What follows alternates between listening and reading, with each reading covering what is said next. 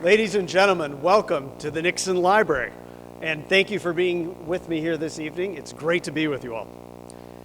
Let me just first say, I always feel like it's a homecoming when I come back to the Nixon Library. I feel like this is the extended Nixon family, and so I always feel so welcomed here, and it's just so great to be with you all.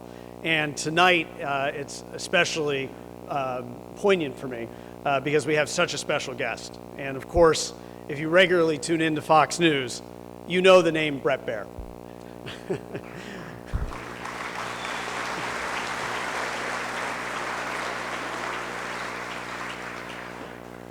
Bret Baier has produced a masterful work for his newest book entitled 3 Days in Moscow. And let me just say I have a script that the library wants me to read from. I'm about to veer off that script because I am so excited about this book. I think that this book is a landmark book and one that is really important for today's events, for what's going on in the world today. So let me tell you the 3 reasons why you need to buy this book tonight and get it signed by Bret. First of all, he does a masterful job of talking about the relationship between President Reagan and President Nixon. In fact, I learned things from this book that I didn't know about my own grandfather, which is remarkable because I've studied him, but starting with the fact that in 1947 he had his first encounter with Ronald Reagan. Then when Ronald Reagan was a liberal actor from Hollywood, and my grandfather was a first-term congressman on the HUAC committee, on the House Un-American Activities Committee, and they were in the same room when Reagan testified in front of Congress. But my grandfather didn't ask him one question, which is kind of interesting.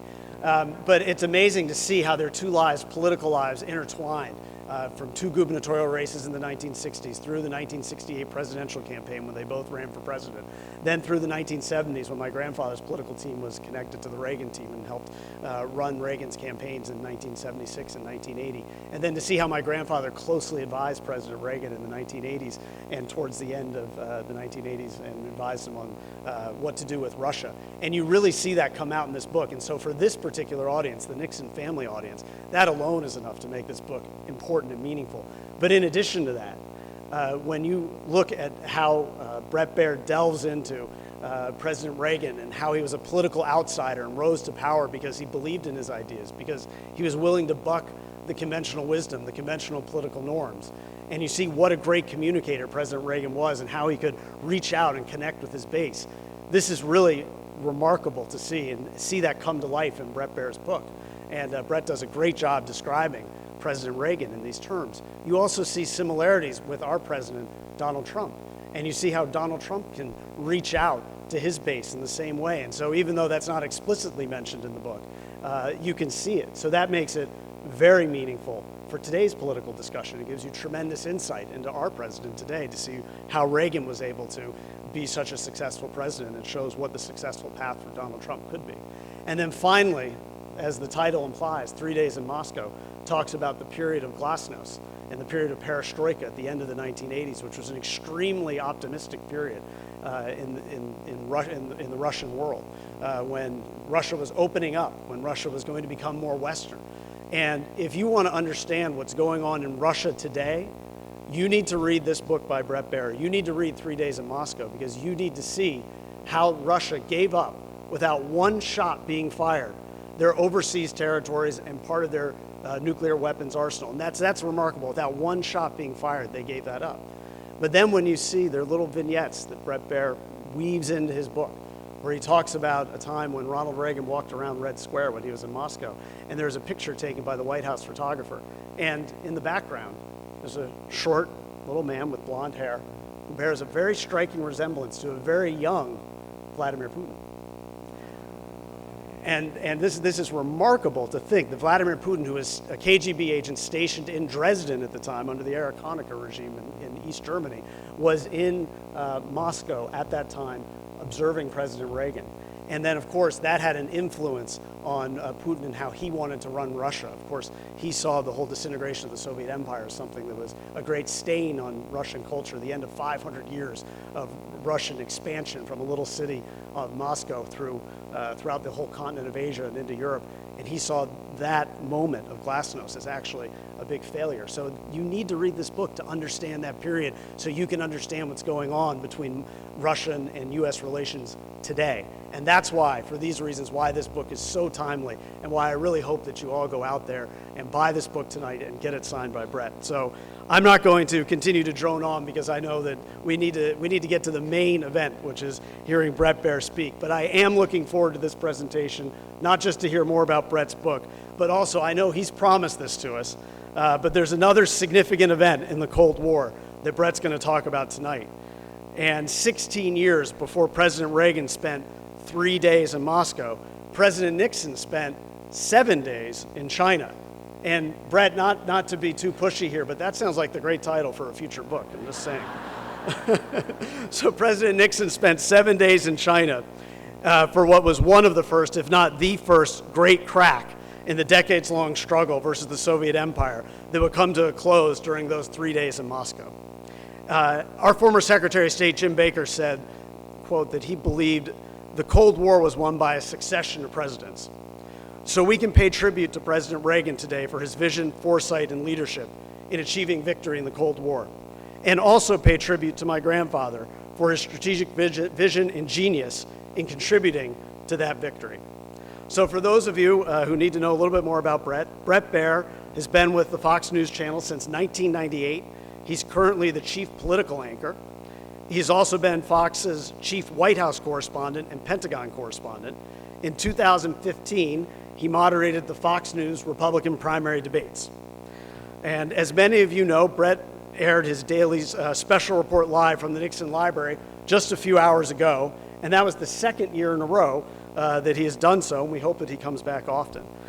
So we're grateful for having Bret here tonight and helping us show off this magnificent facility and our magnificent presidential museum to all people around the world. So without further ado, ladies and gentlemen, please welcome Bret Baier.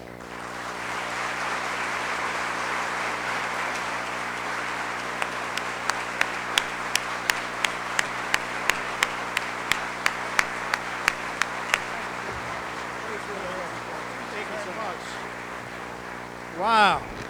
Wow, what an introduction. Chris, thank you very much. Now that you all know what's in the book, thanks a lot. Have a good night.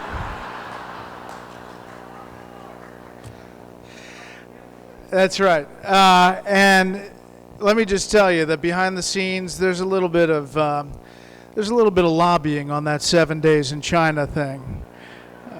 We'll see if that comes to pass. Chris, I'm honored by the introduction. It is great to be here. I came here last year. Maybe some of you were here for 3 days in January, Dwight Eisenhower's final mission. And I said then, and I'll say now, it is fantastic to be back in the East Room of the White House. Just a third bigger. And it's really fun to come here. This time I brought my family, Amy, my wife, and my two sons, Paul and Daniel. They spent a lot of time on this microphone earlier.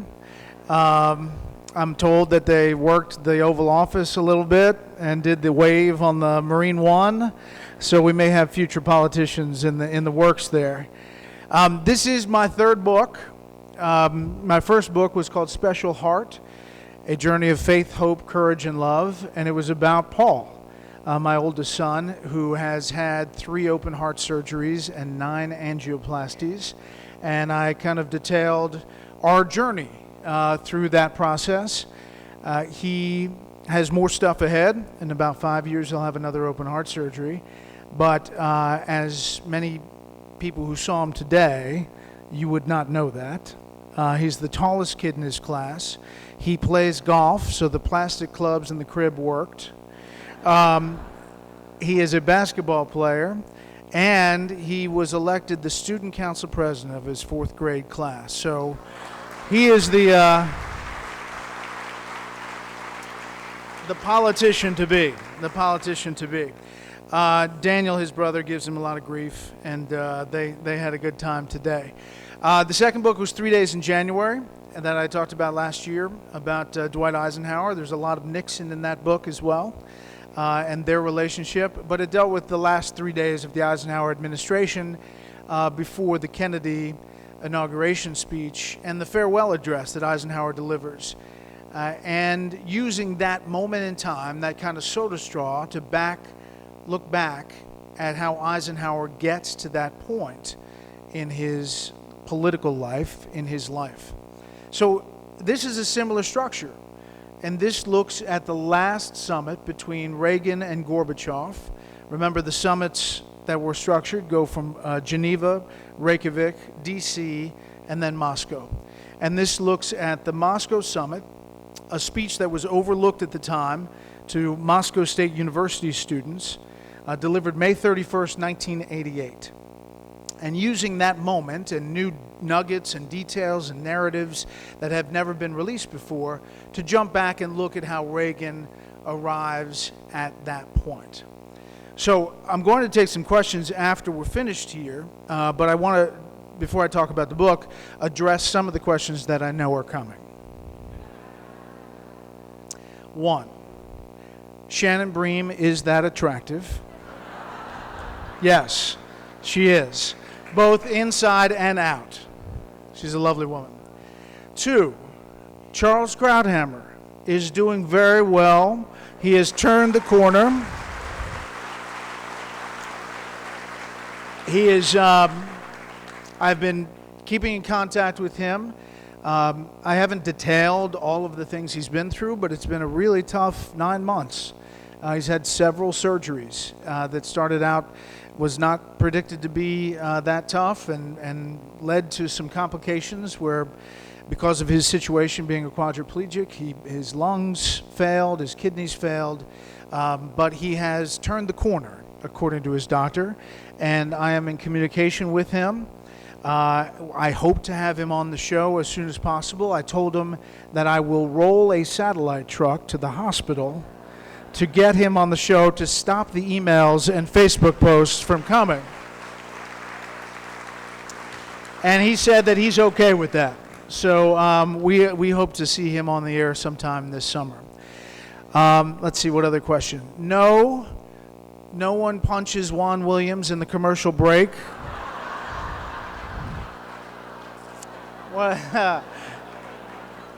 What other questions do I have? Yes, Greg Gutfeld can be a little weird with that whole bear thing. It's a little creepy. It's just a little creepy. Yes, I did feel like a piece of prime rib in a lion's cage when I did The View last week. But I managed to get through unscathed with Joy Behar and Whoopi Goldberg. I think I did. But I'm happy to answer all of your questions or not answer them, either one, depending on how they go. But please be fair, balanced, and unafraid about asking. It was a real pleasure to do the show here. It's such a great backdrop.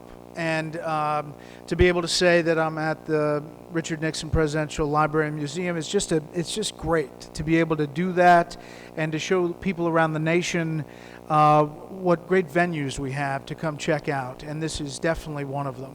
And I think the staff here has been spectacular. It's really been a wonderful, wonderful experience.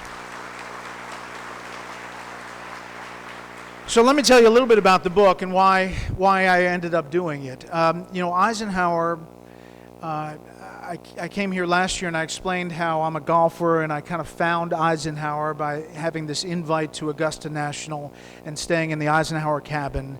And there I was kind of courted by the spirit of Eisenhower. I had maybe 1 or 2, maybe 3 glasses of wine, walking around the Eisenhower cabin, and was really struck by the history there. And that's what really led me to go to Abilene, Kansas, and start this process of discovery. That one took about 3.5 years to come up with 3 Days in January. This, I was looking for the next moment, and I found it in Ronald Reagan and this summit. I, as opposed to Eisenhower, had a personal experience, which I write about in the book, with Ronald Reagan.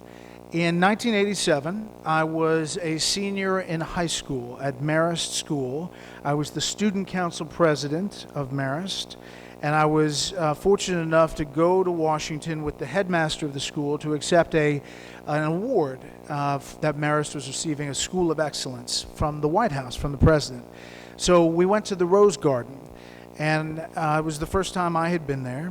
I was struck by the grandeur of the moment, and in the Rose Garden and the press there, and it was just an amazing moment. And President Reagan walked out with his then Secretary of Education, Bill Bennett, and listed all of the schools and praised us for everything that we're doing, and I was very proud. And as he's walking away, that week the news was about Robert Bork and the Supreme Court nomination that was dying in committee at the time. And Sam Donaldson with ABC yells out as he's walking back to the Oval Office, "Mr. President, it looks like Robert Bork's going to die in committee." And Ronald Reagan turns around and says, "Well, not over my dead body." By the way, that's my best Ronald Reagan. I don't get to do that on the show. Well, you may hear that a couple times through the night. And by the way, I did the audio reading of the book, so I tried to use a little Reagan as much as I could throughout the audio book. But so Sam Donaldson yells out, and Reagan says that. And then Sam Donaldson says, "So, are you going to pull the nomination?" And he continues to walk away. "So, Mr. President, was this a mistake?" And he's yelling. Now, I was so incensed. I was so mad. As a president of student council, I was actually the sports editor of the school newspaper, that I went back to Atlanta and I said, "I am writing an op-ed." Now, the op-ed was titled, "Press Needs Etiquette."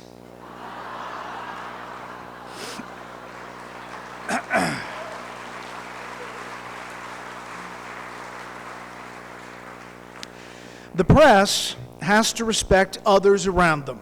They had no right to come into that ceremony and be obnoxious by yelling questions at the president as he walked away.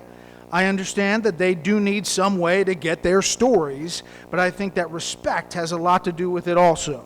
And it continued. I mean, it was a scathing op-ed. I was livid. This was wrong.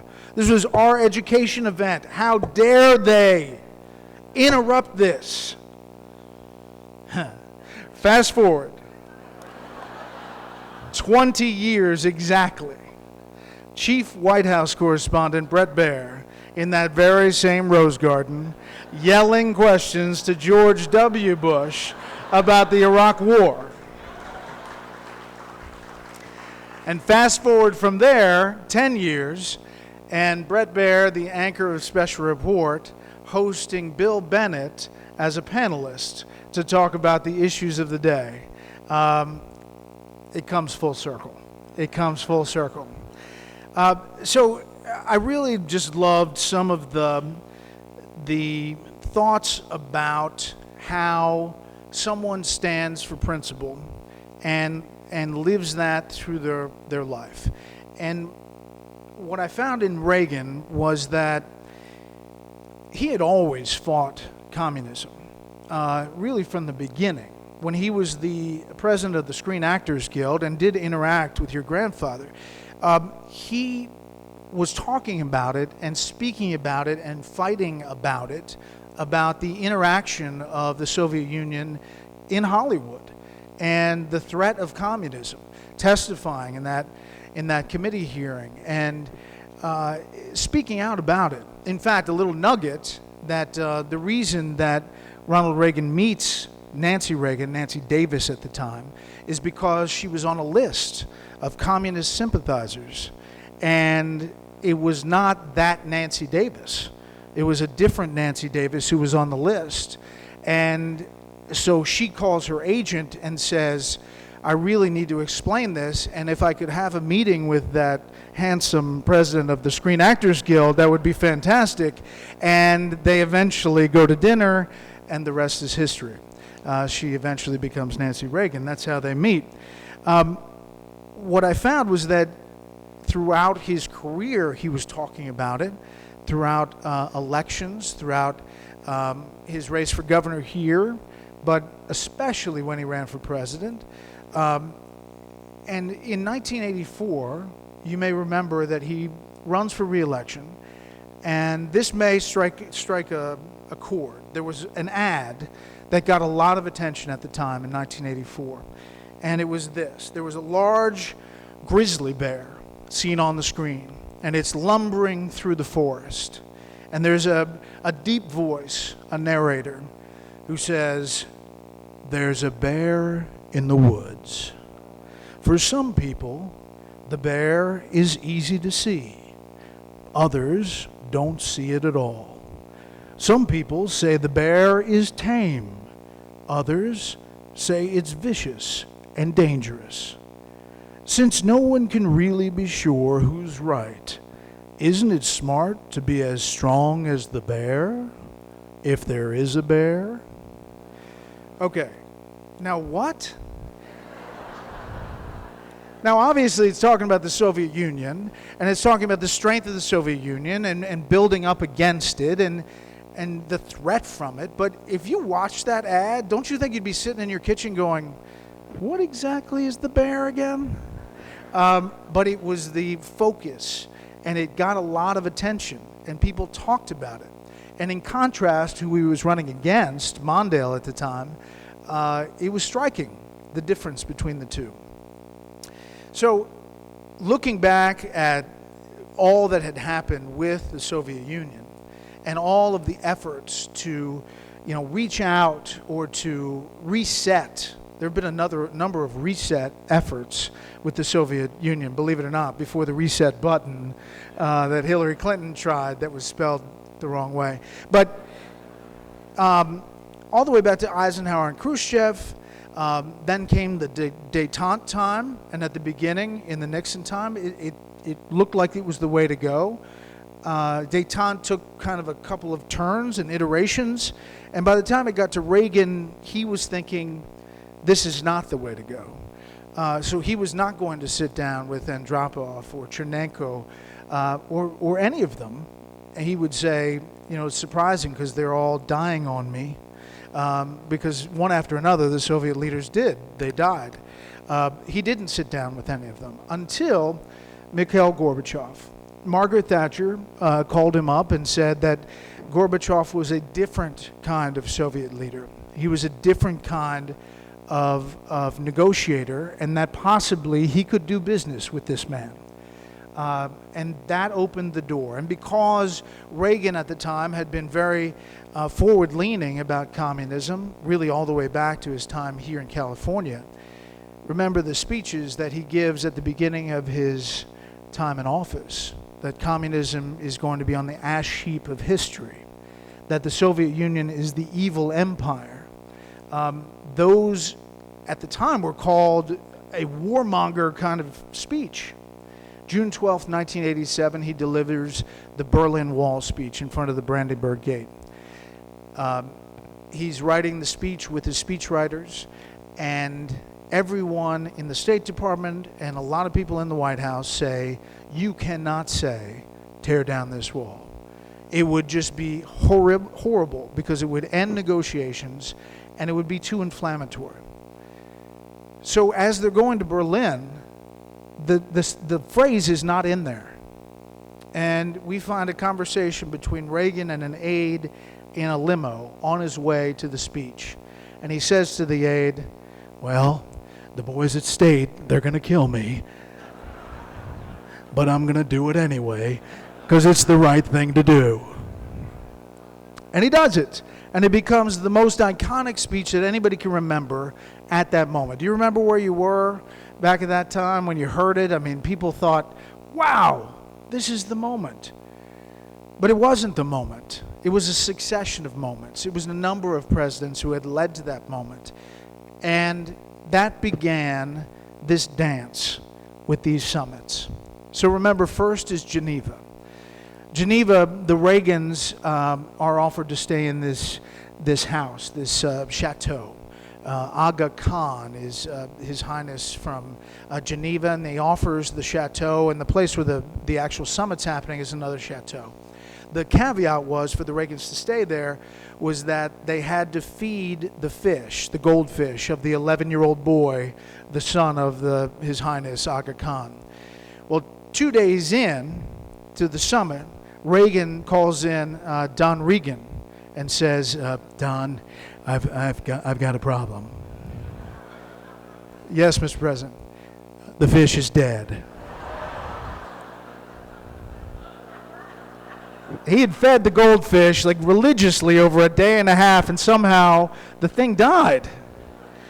So he dispatches the Secret Service to go get 2 goldfish in Geneva, and he puts 2 goldfish in the bowl and writes this very eloquent note to the 11-year-old, "I'm very sorry for your loss." But remember that this is in the middle of world peace, a summit about nuclear weapons.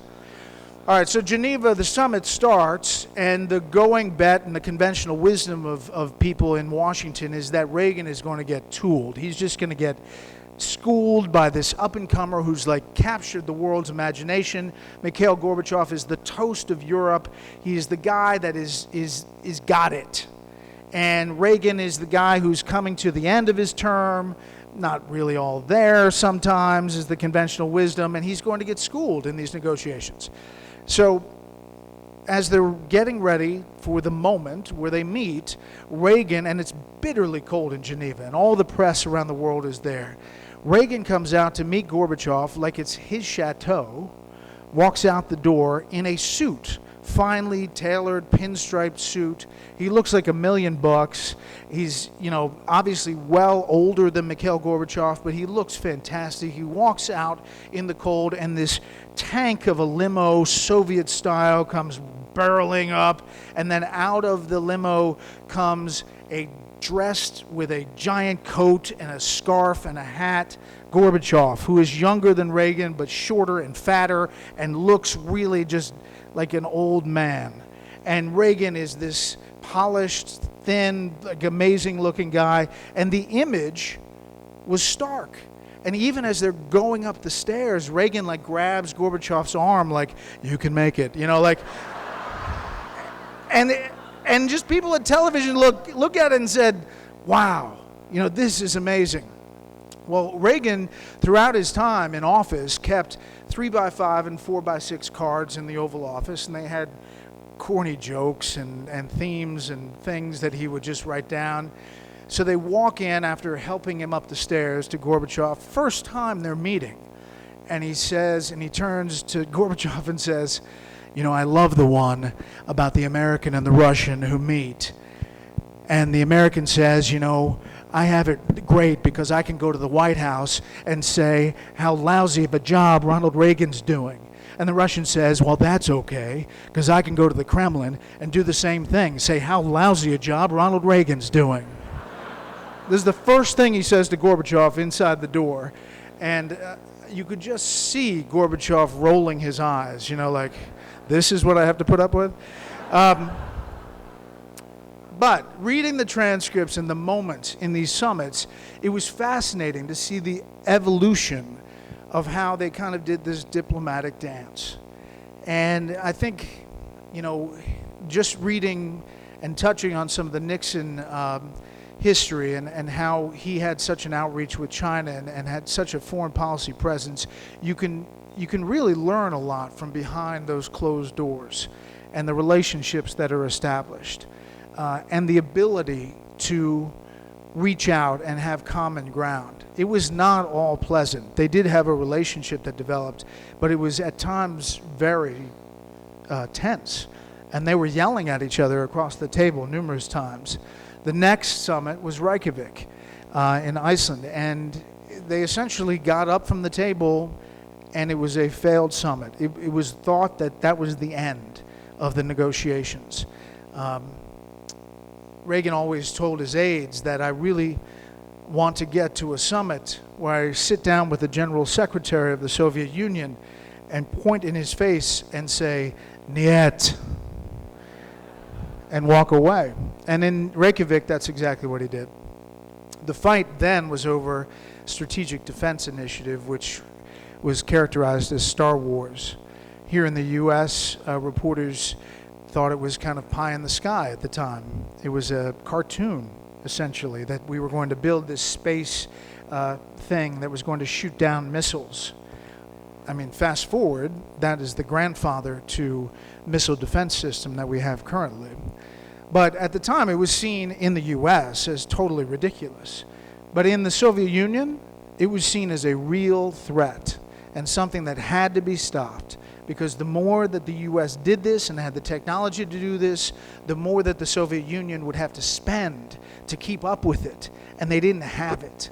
And that was the beauty of Reagan, is that he always knew that communism was morally bankrupt, ethically bankrupt, and eventually would be economically bankrupt. And so when he sat at those tables, at those summits, he had the ability to know that that was the hand he was playing and what he wanted eventually. Reykjavik falls apart. Eventually they get back on a track where they're talking, they're writing letters together. And they decide that Washington is going to happen. Gorbachev comes to Washington, and there was a lot of tension because didn't know how it was going to go, how it was going to develop. Gorbachev arrives in Washington, and he's due at the White House, and he's a little late. And at the time, a cable news station is covering it. I don't like to say the three letters, but it's based in Atlanta, and it was doing 24-hour news. They were covering it live at the time. Gorbachev is driving from his hotel and stops with his wife, Reza, on Connecticut Avenue. And they get out of the limo, and they start talking to Washingtonians who are eating lunch at these cafes outdoors. And he starts working the crowd. And, I mean, it looked like the Iowa caucuses. He was kissing babies and shaking hands, and people are yelling, "Gorby, Gorby, we love you," all captured live on television on the three-letter channel that I won't mention. And watching at the White House is President Reagan, live. And he's seeing this develop. Well, Gorbachev is like 35 minutes late. They pull up to the South Portico and gets out, and they greet each other, and Reagan says, "Well, looks like you like Washington. Welcome to the White House." That began that summit. Moscow is the final summit of the four. They've agreed to end an entire class of nuclear weapons, intermediate missiles, which is a major, major agreement. The summit is going to be Reagan going to Moscow. At the same time, internally, they're dealing with Iran-Contra.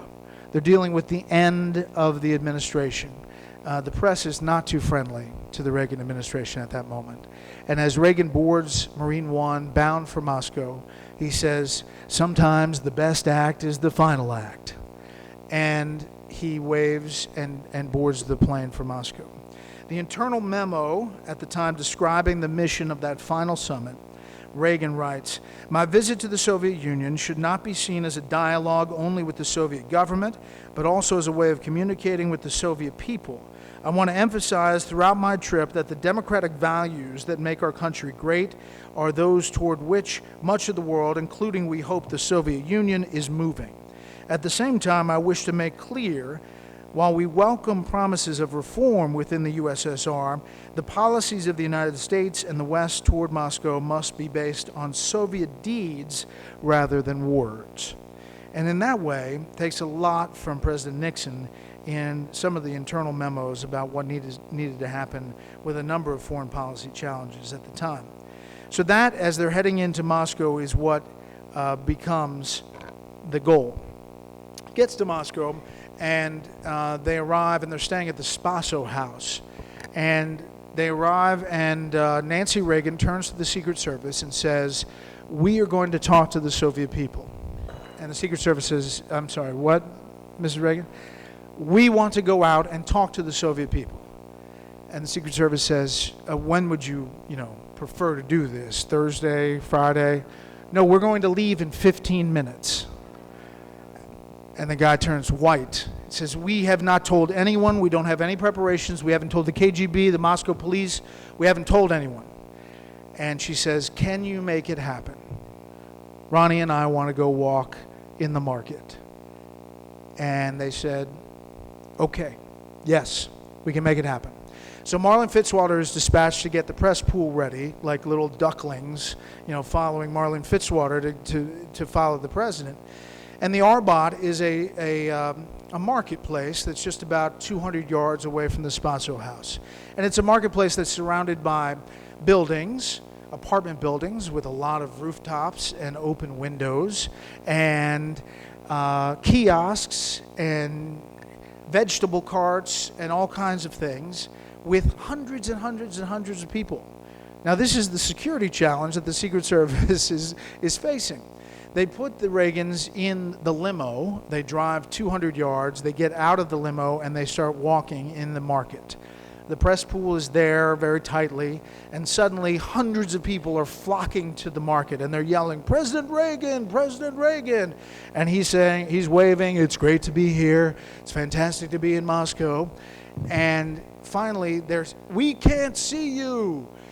And he grabs Nancy, and they hop on a vegetable cart, and they get onto the vegetable cart, and above the throngs that are now racing into the moment of this market, thousands of people now, he says, "It's wonderful to be in Moscow. Thank you so much. This is what freedom is about, getting together when you want to." Soon thereafter, the KGB arrives.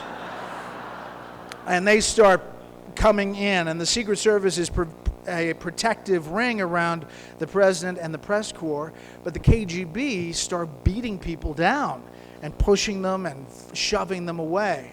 Well, the press corps kind of gets split off, and at the time, Helen Thomas, who was with UPI, who at the time was not too friendly to the Reagan administration in a lot of her writings, others, the CBS correspondent, they get pushed down and pushed away.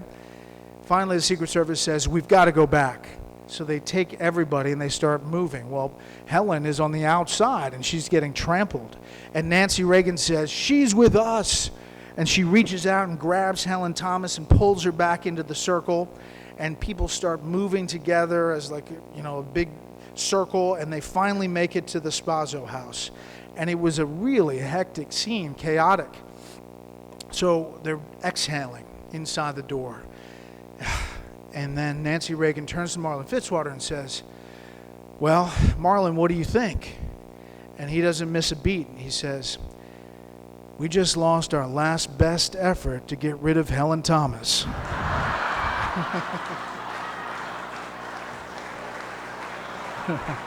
True story.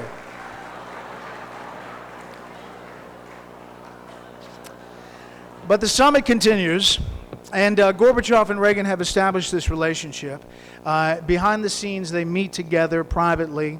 The photo stuff leaves, and Reagan gives Gorbachev a gift. He gives him a denim jacket. And Gorbachev holds it up and says, "Is this my size?" And Reagan says, "I don't know." And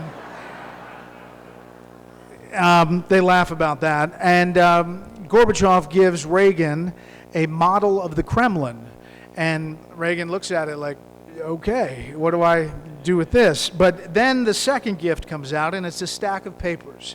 And it was letters and telegrams that were sent through the Kremlin to go to President Reagan. And so Gorbachev starts reading them. And he's smiling and laughing. And one of them says, "Our baby daughter, weighing 3,100 grams, was born on May 28th, the eve of your first visit to our country. With the best of intentions, we wish to name her Reaganana. Your surname with an Anna. We want to tell you about this and request your consent." And then another one. "We are happy about your arrival. We have just had a baby girl. We ask your permission to name her Nancy. And esteemed Mr. President, on the eve of your arrival in the Soviet Union, our son was born, a sign of strengthening friendship between the peoples of the USSR and the USA. We have decided to name our son Ronald. We invite you to become godfather to our son. On the day of your arrival in our country, a day of historical importance, our baby daughter was born. We have decided to name her Nancy in honor of your wife. We wish you productive work and success in your talks for the good of the whole world." And they share this moment. And Reagan says that after Gorbachev got out on Connecticut Avenue, he imagined the newly christened baby Mikhails and races in the United States are probably too numerous to mention. But they had this amazing rapport, and that helped them get things across the finish line. And when push comes to shove, that is what diplomacy is all about. It is the ability to reach out, to find common ground, to get to a place where people can get things done. It would be great if Congress ever got to that point, wouldn't it? It would be great.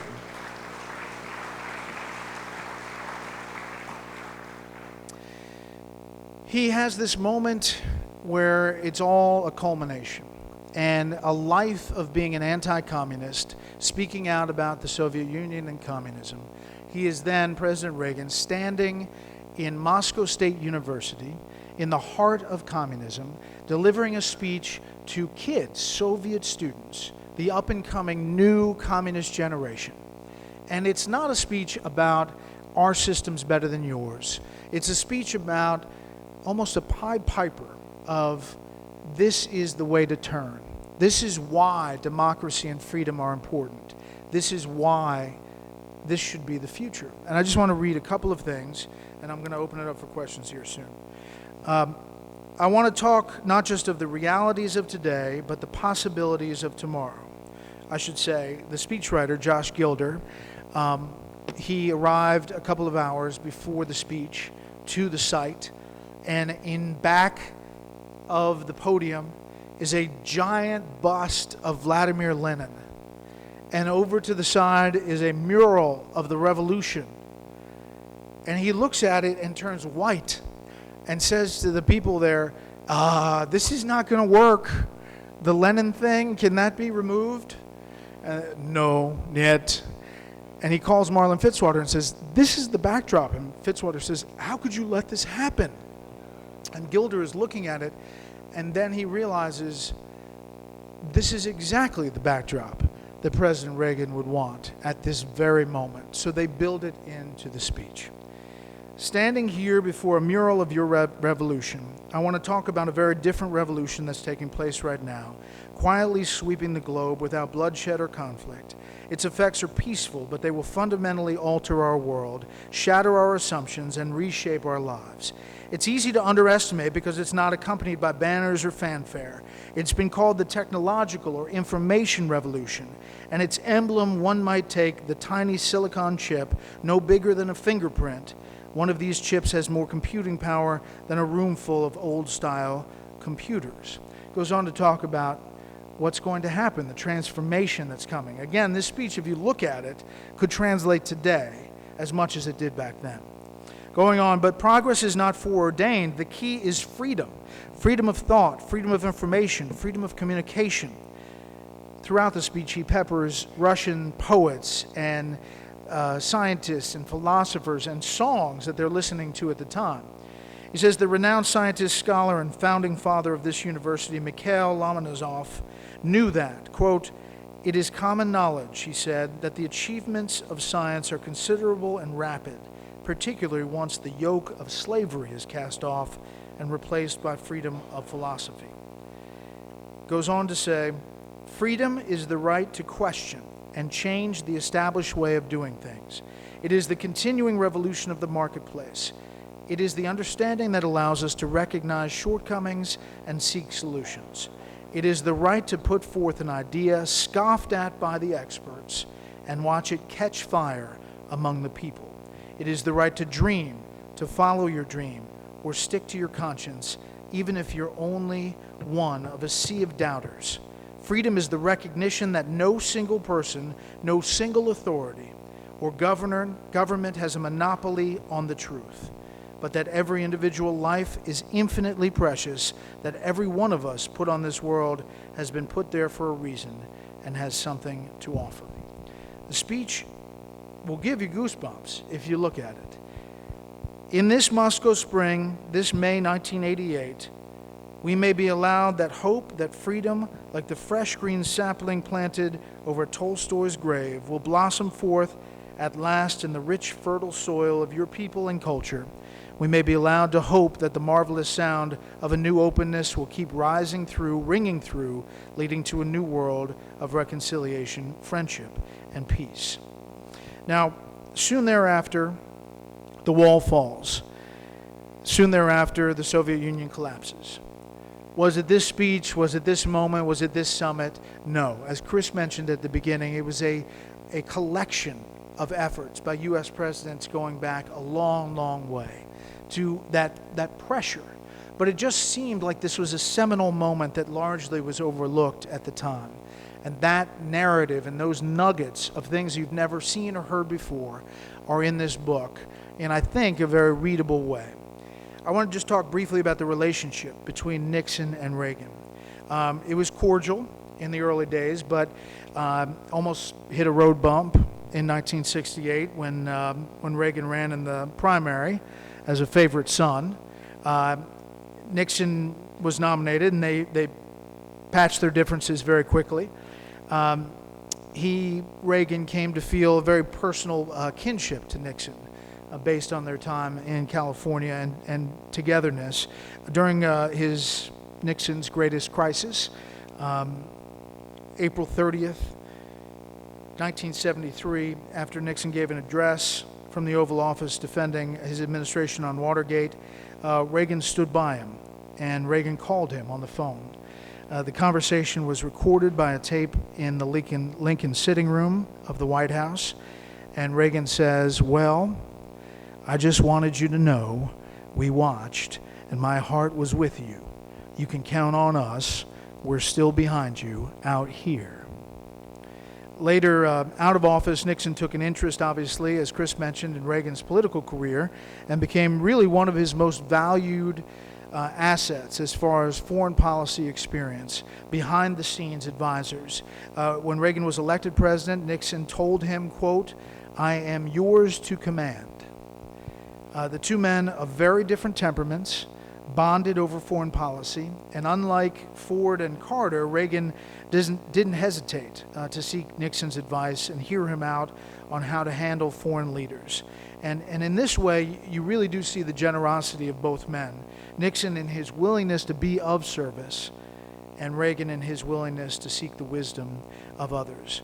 And today, I was presented with this wonderful letter that had never been released before, where President Nixon, on the last day of President Reagan's time in office, as he's leaving office, writes, "Dear Ron, you can be enormously proud of the plaudits you're receiving as a complete 8 years, the great years in the White House. Politics is a roller coaster, and you ended right at the top. You have many good years left, and Pat and I extend our very best wishes for your new life in California, which both of you so richly deserve. Sincerely, Dick." I think those moments, those things, those nuggets, if you will, are important for the country to read, to see, to feel. And that's really why I'm writing these books. I'm not sure whether I'm going to do 7 days in China, or not, but it's intriguing. And the 50th anniversary of the China trip, 2022, is coming up. And that trip did change the world.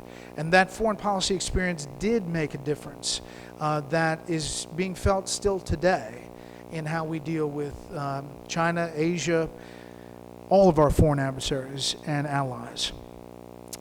When the book came out, the publisher said to me, "What do you think about doing a young reader's edition at the same time?" So it's not here yet, but I'm told they're going to get it here. And it is basically a scaled down young reader's version of the same exact book, the same exact narrative, in reading from 8 to 14 years old. And so my kids are reading the same book at the same time. And I love that part of it, because that's really why I wrote the book. Thank you so much. I know I talked too long, but as you can tell, I'm a little passionate about these subjects, and I'm happy to take your questions. Bret, thank you.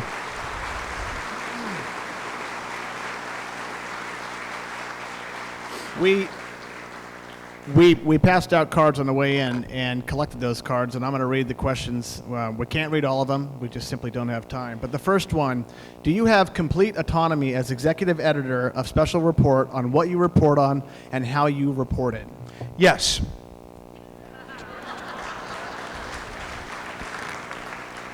Yes, I mean, I'll expand on that. I'm executive editor, anchor of Special Report. I do have autonomy on what's reported on my show. I'm obviously collaborative in talking about it with producers and reporters who cover our various beats throughout Washington. But on the news side and that hour, I do. Thank you very much. Next question. What would the country look like if Ronald Reagan had not been elected? Yeah, that would look very different. It would look very different. And you think about the things that happened during those 8 years that really turned around, not only domestically, but on a foreign policy standpoint. What someone asked me last night at the Reagan Library, is it one thing that you wished you would have known or would have happened? And I would have liked to have heard both Ronald Reagan and Richard Nixon's thoughts and feelings about the current situation today, both domestically and in foreign policy. I think it would have been rich to hear their perspective on things. A pretty heavy question. This one's much heavier. What is your golf handicap and how many aces have you had? So I am a 4 handicap. I played in college. But I like to tell people, and it's true, I'm a giving 4. I'm essentially a walking wallet, is what I am. I have had 1 ace when I was 14, and I haven't had one since. I've been close. I had a great time at the AT&T at Pebble Beach this last year, made the cut, finished 7th. I played with Russell Henley, and it was a blast. I talked to probably 3 million people a night, but when you have to turn on the first tee in front of like 300, it's a little different. My colleague Kevin just let me know that Richard Nixon had 2 aces in his lifetime. Is that right? Excellent. Figured you'd have that stat. If you had more time in your interview with Jim Comey, what else would you have asked him? And do you think he was purposely late? So this is a controversy. You know, he was. We got a text at 5:55. The show starts at 6 Eastern time, and that he was going to be late because of traffic. Now, I've lived in Washington a long time, and there's a lot of traffic in Washington. And it was a big interview. We had scheduled the whole show around the interview. I mean, I would have thought that maybe you get there at 5:30, give yourself a little breathing time. I'm not sure. I do think, looking back, that it was an effort to ice the kicker. But fortunately, I have a Cracker Jack staff, and we moved things around, and we had reporters in place, and we filled until we got to Director Comey. And then I asked, we used the same amount of time, and I asked pretty much all the questions that I was going to ask. I probably held back a few follow-ups that I would have done. But unfortunately, the panel time shrunk because I didn't have enough time in the show. After he got up, he said, you know what, those are tough but fair questions. And he was very cordial. I think it did make a lot of news, though, the interview. I think. Yeah.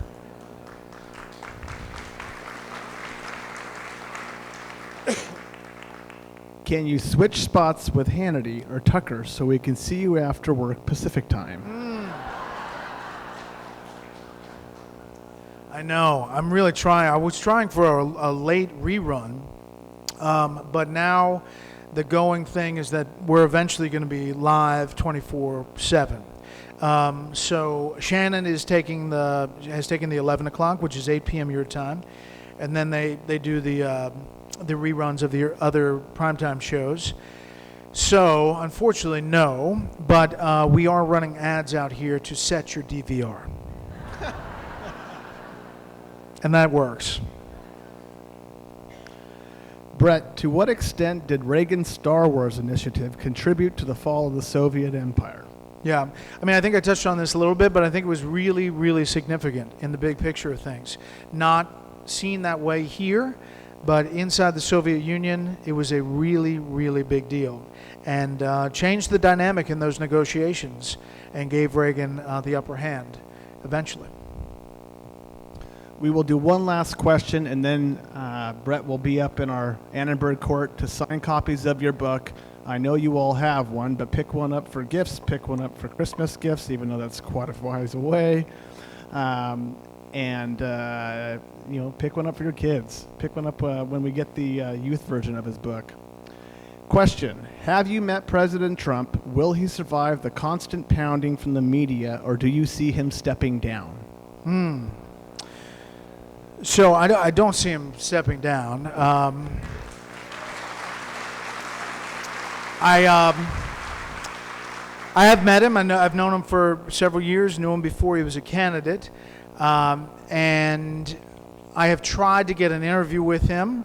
As much as this will surprise you, he has not done an interview with the news side of Fox News. My last interview was with candidate Trump 563 days ago, but I don't know who's counting. I'm not sure who's counting. But we put in a request every week. Chris Wallace and I have not yet done that. But I have seen the president numerous times off the record, and he always tells me, Bret, we're definitely going to do it. We're going to do it. It's going to be huge. It'll be a great interview.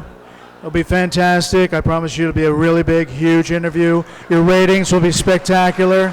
Absolutely spectacular.